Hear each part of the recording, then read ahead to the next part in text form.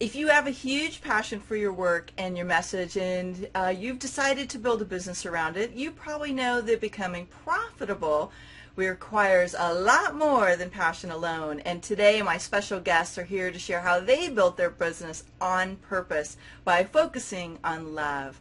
Hi, it's Melanie Benson and I'm America's leading small business optimizer.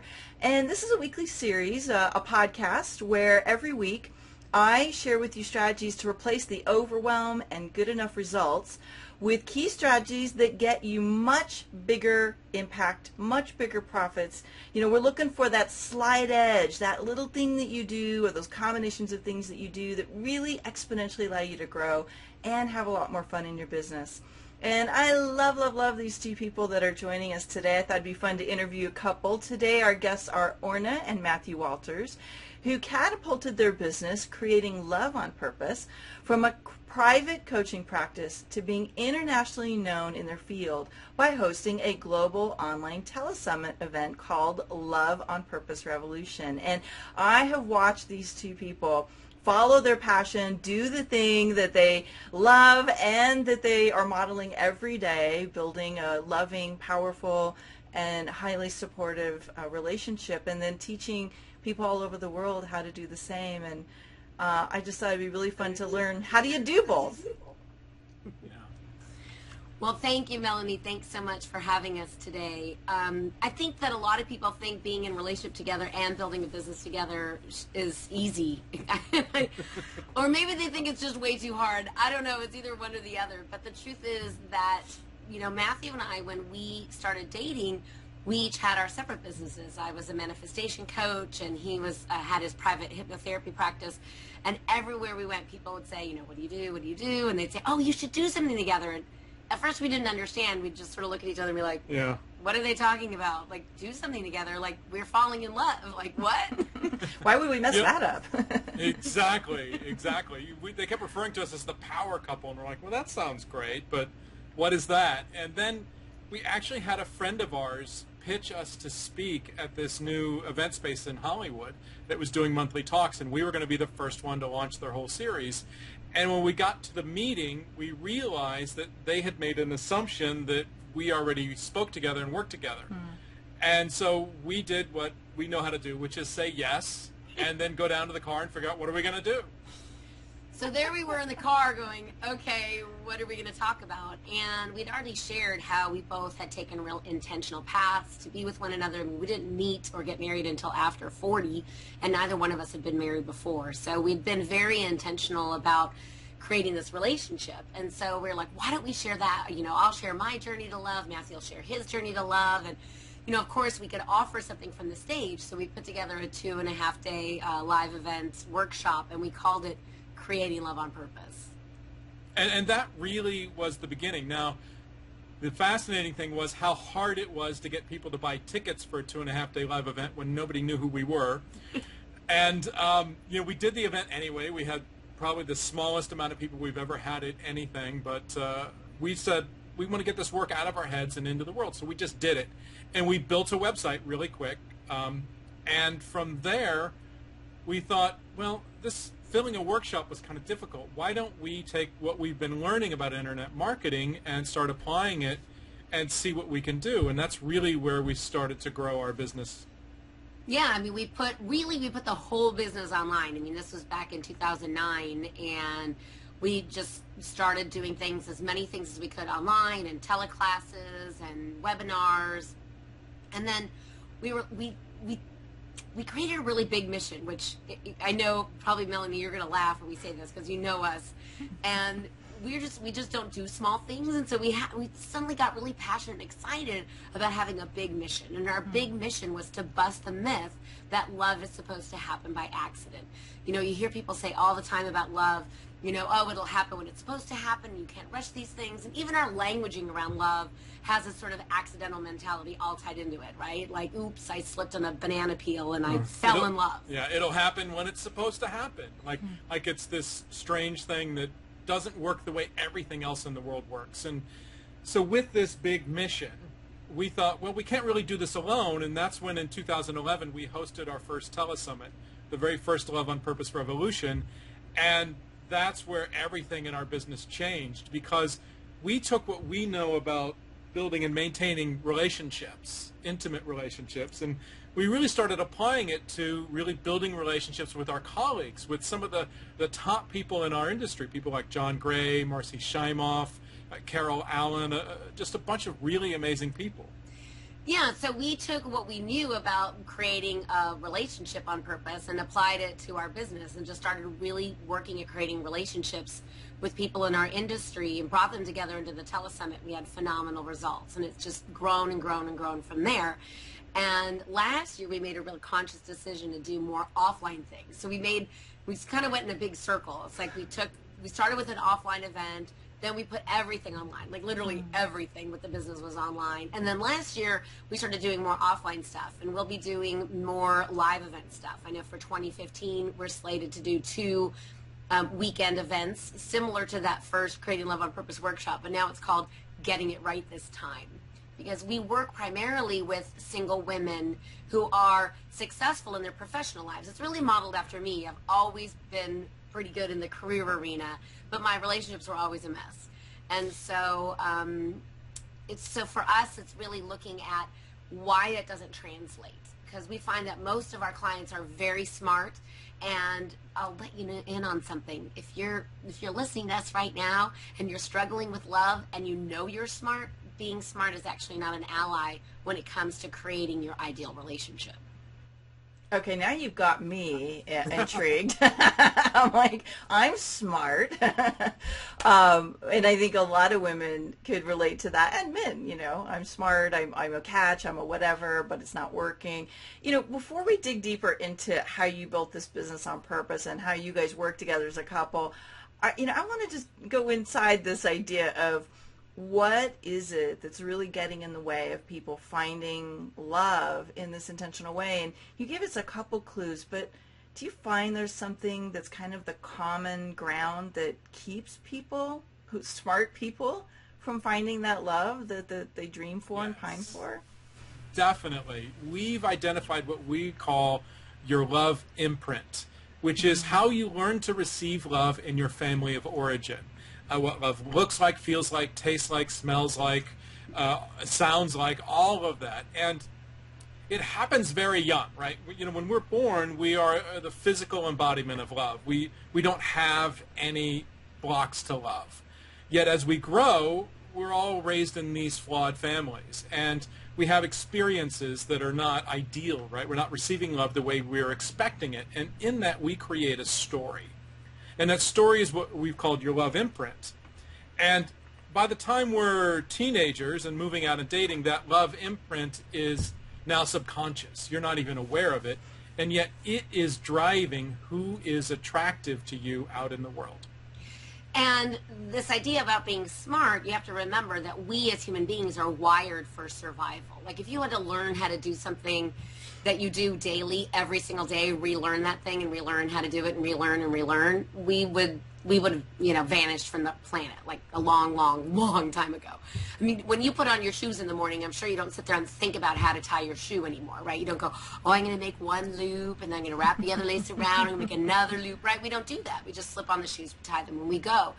And then we do the same thing with everything in our life. So we do the same thing with love.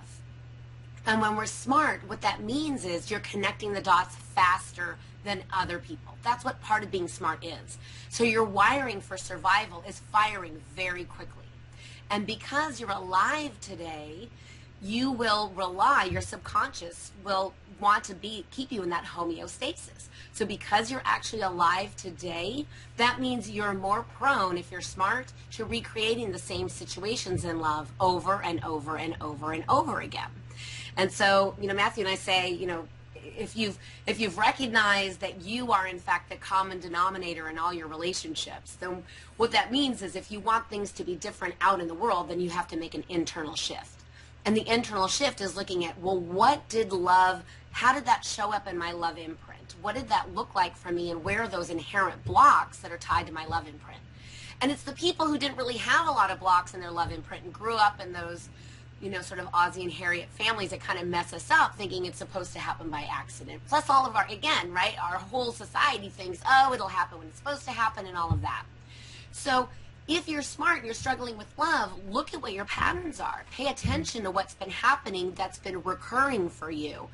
And what Matthew and I do when we're working with our clients is we go in and we actually remove those subconscious blocks to love so that what you desire is in alignment with that subconscious programming. So you can draw somebody in that's a match for what you want instead of this subconscious I'm not aware of thing called your love imprint. What you've got to realize is your love imprint is emotional and energetic in terms of how it's attracting people into your life. It's not intellectual.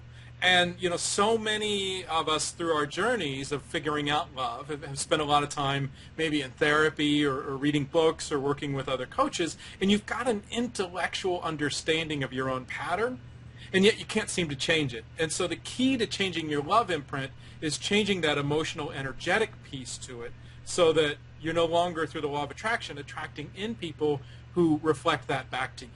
Yeah, I resonate with what you're saying because, as you guys know, I've had my own relationship challenges over the years. And, it's funny, I've done so much work around success mindset.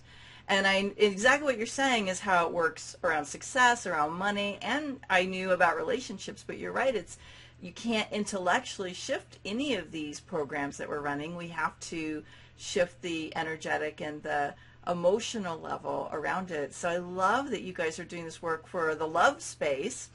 And I'm curious, if you had one tip, let's just give everybody one tip, something that, they're really getting, like this is maybe their thing. They're not attracting the love relationship they want because they've got some kind of block. Outside of going into your work and doing your workshop, which we'll share with them later. But what's something that somebody could start to do right now that could help them really start to shift what's happening in that imprint? I call them blueprints, so I almost called it a blueprint. Well, I think one of the first things is to recognize, like Orna said, that you are the common denominator in all of your relationships. So if you start there and you say, okay, so if I'm the common denominator, what are the emotions that are getting triggered in these situations that aren't working?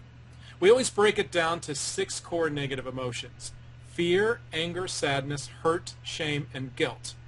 And really any emotion, negative emotion, and we call them negative not because they're bad and we shouldn't feel them. We call them negative because most people are working really hard to try to avoid feeling them. Mm-hmm. And so when you break it down into one of those 6 core negative emotions, like anxiety is really fear, right? Frustration is really anger.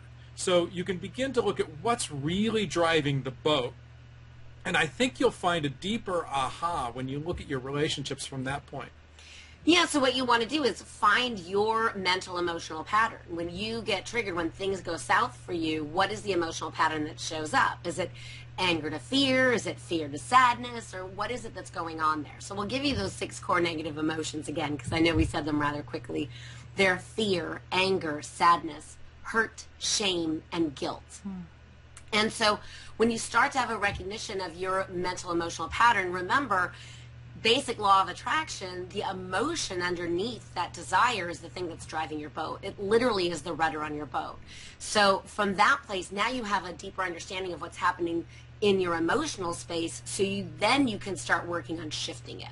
And so that's the place we want you to know, and we want you to have this clear understanding. Remember, to have a great love relationship, you don't need that to survive in this world. It really is at a level of thriving. And so that's why so many people need the help of a coach or a mentor, whether it's us or somebody else. It's because you have to make that leap from simply surviving to thriving, and that space can be very scary. And so we want you to know it's possible for you to do it. And we walk our clients over that chasm every single day of the week so that they can create a thriving life for themselves, complete with their beloved. Oh, I love that. So, this idea of thriving is such a big thing. So many people are struggling and overwhelmed and, they're burned out in business and, in their pursuit of relationship. But let's put the two together. You're in relationship and you're building a business together, and we've got a whole nother puzzle to put together, right? So, you guys are doing something that seems to be working. And, I'm not going to pretend, and I know you won't either, that there aren't some challenges along the way. I think it'd be really, really helpful to learn and grow from some of the things that you guys have figured out along the way. What would you say has been one of the biggest challenges about deciding to work together, as lovers and partners? Well, one of the biggest things, Matthew and I say the key to any successful relationship is remembering that the other person is not you. And wow, that's like revolutionary. Can we just go back for a second? The other person is not you. That, whether it's your VA, your husband, your wife, your friend, your bookkeeper, whatever. Okay, got it. I love that. Yeah, so the other person is not you. Now, I know that sounds pretty obvious, but this is the thing, Melanie. When it is your bookkeeper, your VA, right, your friend, you're not going to sleep next to them every night and waking up next to them every morning. So there seems to be a division that seems more apparent. And yet yeah, when it is your lover, your husband, your partner in business and in life, what seems to end up happening is we start making assumptions about who that person is and how they should behave. And so I think one of the biggest challenges in working together is really being clear that your partner, your loved one, may not work the way you do. Matthew and I actually work very differently. Besides when we're actually coaching a client, we have very delineated areas that we work in our business. And it's none of my business to look at Matthew's to-do list and think he should be doing it differently than, and it should match the way I would do his to-do list. I mean, that's really the key. We had some challenges early on because we had certain expectations of each other that were really based on ourselves. There's that saying, it's in a lot of spiritual teachings, right? Treat others as you would wish to be treated, right? And that's along the same idea, right? When we think about others in the same way we think of ourselves, we actually say it this way: treat others as they wish to be treated, and you're going to get much better results. And so when you think about what is it that is going to empower your partner to do what they do best, I mean, we had to set clear boundaries on a lot of things about, how are we going to communicate about this email that we're going to send and this PowerPoint that we're creating, right? How are we going to communicate about what to do about where we're going next in our business, our marketing strategy? Because we're both very different in that. So we through the path of working together, came up with some very specific boundaries and strategies for how we work together. One of my favorites actually is how we write, because we write everything in a we voice. And literally what happens is one of us does a first pass, right? One of us does, that first draft of whatever it is, whether it's a newsletter or an email or an article, and then we save it in the Dropbox and let the other person know it's there, and then the other person opens it, and then tracking changes, they do a pass on it.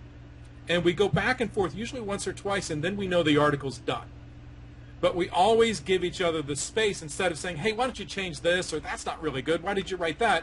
We just actually track changes without comments. And it's so much easier. One of my other favorite boundaries we created is what we call no business in bed.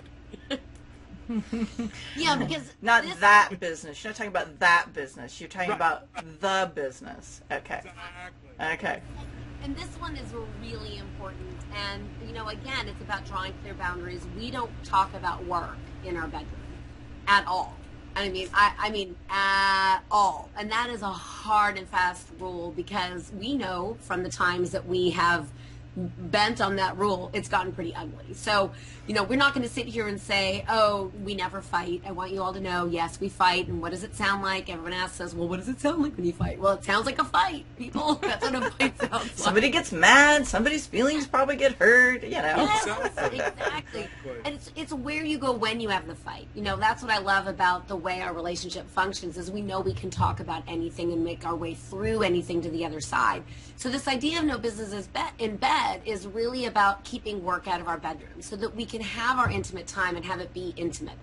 And once in a blue moon, one of us will say, oh, we're like just about to go to sleep and like, oh, I forgot to ask you. No, and we'll say, go write it down so we can talk about it tomorrow. Or if it's really important, like, oh my gosh, I just realized there's a big, mess up or something we have to address right away. It'll be come out into, another room, come out into the living room, come out, whatever. And then I need to say this right now. So we just really keep it separate. And I think one of the things that's really important, especially for professional women, that we don't realize how masculine we are in our work and in our business. And I think this is really important because so many women are having hormonal problems and their adrenals are burnt and they're having real physical issues because they're literally running on empty and they're not getting what they need in, to really thrive in life. And that's really what we're talking about here. So I know for me personally, I love the idea of ritual. I energetically am very different when it's Matthew and I out on a date versus Matthew and I talking about the next marketing campaign that we're going to do in our business. I'm the CEO in our business. I was laughing actually because we just signed off on our taxes, and for our personal taxes, I'm just spouse of taxpayer. But in our business, I'm president and CEO. And so I really do wear those two hats in that, for me, I really relax into my feminine when we are enjoying our personal lives together. But I am definitely the CEO of our business when we're working Kitty. And here's the real CEO. Yeah, real CEO. That's the champion of all love right there. Yeah, and so she came up to say, that's absolutely right. My mommy does switch hats during the day. And for me, it's really, it used to be a real clear ritual I would have to do at the end of the day. And even just that saying alone, I'll share with all of you, because I worked, both Matthew and I worked in entertainment for a long time. And, between the two of us, I'm way more have the workaholic tendencies. And so when Matthew and I started working together, he had a phrase that I joked that I'd never heard it before, because he'd say, so we're going to finish that, and then it's the end of the day. And I would be like, what? The end of the day? Like, what's that? And so he's really good about drawing those clear boundaries about we're done with the work day. And that's something that I had never, ever in my life been good at. I mean, I would work 18, 19, sometimes even 20 hours a day in the entertainment industry. So those boundaries were never there for me before. Mm-hmm. And yet in the 5 years that we've been working together, I'm often now the one that says, oh, okay, we're going to finish that at the end of the day. I know to draw that boundary of when the work day is done. And when it's done, it's done. And then we move on and we get to be just Orna and Matthew in our personal life. I love that. You guys said something really key. I think, Matthew, this was you, actually. You talked about the strategy of defining your roles. When I coach and mentor couples in business, I always say, you guys get your roles figured out first. Like, decide who's doing what, and then, let each other kind of have your own space to do that. So I love you've mastered that already. I'm wondering, has there been another place in your business that you learned to optimize, whether it's operating as a couple or just like what you had to optimize to make the business work better, that once you did, and if you're not familiar with the term optimizing, really, like, what did you figure out how to make work better so that you could start to experience more of the thriving that was so vital for you? Well, the biggest thing that we did in terms of optimizing our business was to start hiring a team. Woohoo! I love that one. High five, guys. High five. Exactly. Not just, working with a coach, but also bringing in support staff, right? And we went through a couple people before we really found the perfect person who we have now. We just love her. And she really sees things the way we do and is enrolled in our vision as our business as well. So that for us, because we did it all ourselves when we started. I mean, I built the website, and I don't even know HTML, but there's so many tools out there, right? And we set up and ran the shopping cart and the affiliate program. We were doing everything ourselves, and it was really driving us crazy, and it was also wearing us out. We were exhausted all the time. And I'll be honest, for me, this is where I would tend to get a little control freaky. It was scary to give some things up. And I'm kind of chuckling to myself right now because there's some things I have no clue how to do in our business. Like, I really don't. And it's not that I'm not tech savvy. I'm actually quite tech savvy. But I handed those reins over to Matthew at the beginning, and so now somebody else actually runs the technology part of the business. So there's things I literally don't know how to do, and it took a while for me to be okay with that. Like, to be like, oh, you know what? I can spend my energy knowing how to do other things. And at the same time, I think that business owners, especially solopreneurs or couples who are working together in a small business, that there's that balance between how much you give up and how much you hold on to. And I think that can be very personal. And it's almost a question I want to throw back to you, Melanie, if you know a good way to decide, how much of the rein, how close do you hold those reins in, or how much do you let them out? I know for us, I'm anal. I really am. And so every single email before it goes out, even from our team, it gets sent to my personal email box, and I click every link and I check every typo.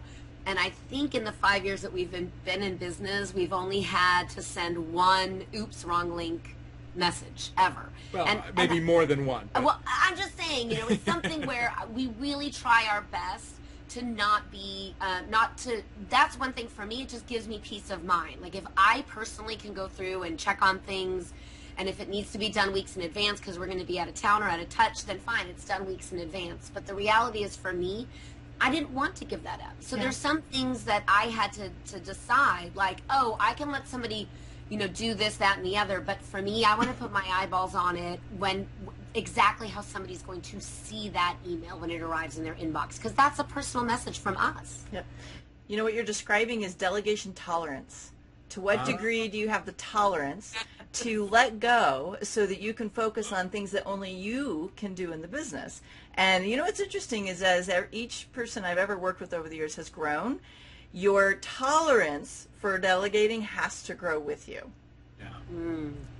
Well, I'll give you a perfect example of that today. We were setting up, an email campaign that's going out this week for an offer we're doing, and I could have easily taken 15 minutes and scheduled them myself, right? I could get into our Infusionsoft, I could do all of that myself, but I just gave it to our assistant Michelle and said, here, do this, and now I have 10, 15 minutes of, one, it's like my brain is not caught up in these details and the focus of what I'm trying to get done.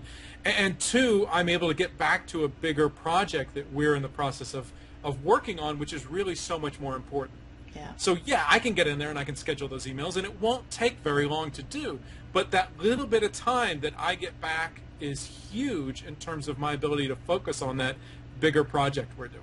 I love that term, Melanie. I love that. I just made it up. Yeah, when you guys were talking, I'm like, yeah, that's like delegation tolerance. How much tolerance do you have to let go? And I'm realizing, like, we all have some tolerance level. Yeah. So I'll use that now. Yeah, it's a whole new program for you. Yeah, exactly. Delegation tolerance. And I would say, it goes also hand in hand when you're working with a partner.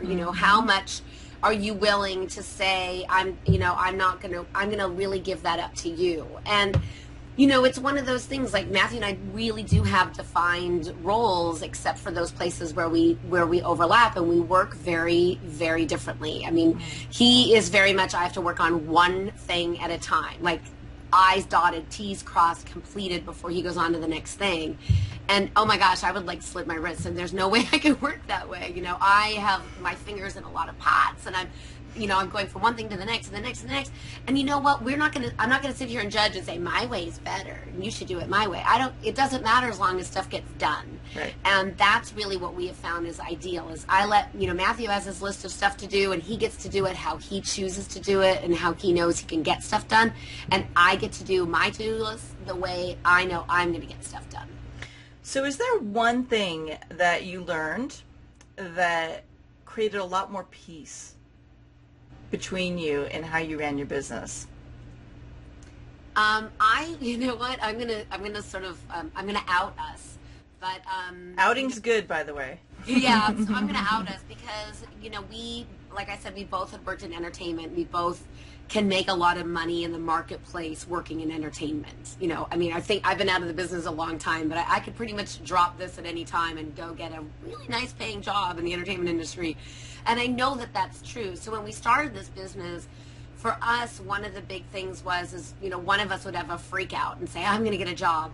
And I'll tell you something, when we took job off the table, when we said job in our house is a 4-letter word, that's really when things shifted. So for us, it shifted when we said we're all in. All of our chips are in. And, our only backup plan was, if we couldn't pay our rent and got evicted, we were going to pack up whatever we could in the car and drive to Matthew's parents' house and live in their basement. That was our backup plan. But we weren't going to give up the business. We were going to work on our business from their basement. And thank goodness it never came to that. We still, live in sunny Southern California. Thank goodness. And I don't know how to recommend to somebody else, because I don't know that everybody's made to put it all on the line. But I know for us, when we decided to put it all on the line and there wasn't we literally burned the backup plan, that things really shifted for us in our business. I think absolutely what you just said is one of the most pivotal pieces of advice you can give anybody in business. Like, if you're not all in, you better freaking get out, because if you're not all in, you can't make it work. You always, there's something about tenacity and momentum that when all of you is moving towards the goal, it's almost like the universe has to open up the channel. And if you're kind of flipping between different things and there's always an exit plan and there's a different way to go and you're not 100% in, personally, whether you want to call it universe or your energy and what you're able to create, there's always procrastination. There's always a lack of results. And so I think you hit the nail on the head. And that's how it worked for me. Like, I was all in. There was no backup plan. I knew I was never going back to work. I pretty much made it so that I was unemployable. And, I had to go for it. Matthew, would you add anything to that in terms of, what worked for you to create peace of mind working together? Yes. And I'm just going to go back a little bit. Oh, you know what it is? Here it is. Here's my tip for this. Is always know where you're going. Even if you don't have the exact plan figured out, you have to know where you're going, because you're going to do a launch. If you're doing a business like ours or any kind of coaching business or anything like that, right? You're going to launch a new product, a new idea, a new program, whatever it is, and then the tendency is going to want to be to sit back and say, okay, well, we did our launch. Now let's do the thing that we just launched, right? But the truth is, you've got to be ready for the next thing after that. And so that you keep your momentum going. You literally, as soon as that launch is over, you're already starting to set up for the next thing and getting it ready and queuing it up and getting it going. Because when you do that, then, like you said, you mentioned momentum, right? Then you really start getting momentum. We did it. The biggest mistake we made was we did our first Love on Purpose Revolution, and it was a success in every measurement, right? We grew our list. I think we brought in almost 10,000 people, maybe 11,000 people into the list. We made a good chunk of money, and it was exhausting because we did it all ourselves. And then when it was over, I think we took 2 months off, mostly because we didn't know what we were doing next, and were so tired that we didn't really, we didn't have any creative energy to start the next thing. And literally after 2 months, we're looking at each other and going, we got to make some more money. What are we going to do now? What are we going to do now? We got to figure out what's next. And that was just nerve-wracking. Yeah. And so once we started building in, at least knowing the next thing after the thing we're doing, we don't have to know 5 down the road, but at least knowing the next thing, then things really started shifting. We got that momentum. We got much more ease because we knew what the next steps were, and it was just easy to keep it moving forward instead of having to start over after we wore ourselves out and then go, okay, what do we want to do now? And feel like you're starting from scratch at that place when you're already exhausted. So we built it in, right? The fall, we've done that Love on Purpose Revolution every year since 2011. So we've done 4. And ever since that first one, whenever we start creating the event, we start working on the what's next and the what's next. And so we always, from then on, it was like, then the event served as a launching pad into the next and the next thing, instead of it feeling like it's a finite thing, like, oh, I'm done and exhausted, now what? And so I think that was so important. I want to sneak in one more. Do we have time for one more? We've got about 3 minutes left. Okay. So I think, and this served us, I think, in our relationship, working together, and in our business, which is pick something and be consistent. I know really early in this business, we decided on our newsletter, and it's called Love Notes Weekly, and it goes out every Monday. And the thing about being consistent, number one, you're showing up consistently for the marketplace. So they know, over these, 5 years now, we've shown up with a newsletter every Monday. And I would love to say we always got that done early, and there weren't any 2 a.m. Sunday, Monday morning, Sunday night writing times. No, those happened. There were times, oh no, we got to write the newsletter. Oh, write the newsletter, So early on, that doesn't really happen anymore with our team, thank God. So we have that backup now. But the other thing that was really great for us is we had to resolve any conflicts between us, because you can't write a newsletter called Love Notes Weekly while you're shooting daggers at your partner across the room. So that's a good point. Yeah. Yeah, any daggers or any problems that we had, that we had to resolve them, and resolve them rather quickly. And Matthew's parents have been married 57 years. They were married 57 years this year, and actually his mom recently passed. And I had asked what their secret was, which they kind of joked. They're very funny. So they kind of joked with me when I first met them, all those years ago. And so, when we were just back in Kansas City, I asked his dad, what's your secret? And he said, in earnest, he said, don't hold a grudge. Problems are going to come up, resolve them, and move on. And really, that's what being consistent with our Love Notes Weekly did for us, not only in our business to help us gain success and momentum, but also in our relationship. Yeah. I love it. Well, let's wrap up with just sharing where can people get access to these love notes, and maybe some resource that people could tap into for you. If you could share the link, and we'll send people over there. Awesome. So the link is creatingloveonpurpose.com. Yes. We've got a free report there that you can get when you sign up. 7 things you don't know you're doing that block you from love. Ooh, that sounds really delightful. I know a couple people I'm going to be sending over there for that. Thank you both so much for being here. And I want to thank you for listening today. You tuning into this podcast and sharing the comments and the breakthroughs and the ahas, and even just the little insights that you walk away from. It fuels not only me, but our guests. It just makes us all worthwhile. So I'd love to hear your comments. Give us a little shout out here on the show page, or if you're following along in our iTunes, you can head over to melaniebensonstrick.com, head over to the blog, and you'll see our episode and all of our episodes, and you can share with us a little bit about what you loved about today. And I highly recommend that you go pick up that great report from Orna Matthew.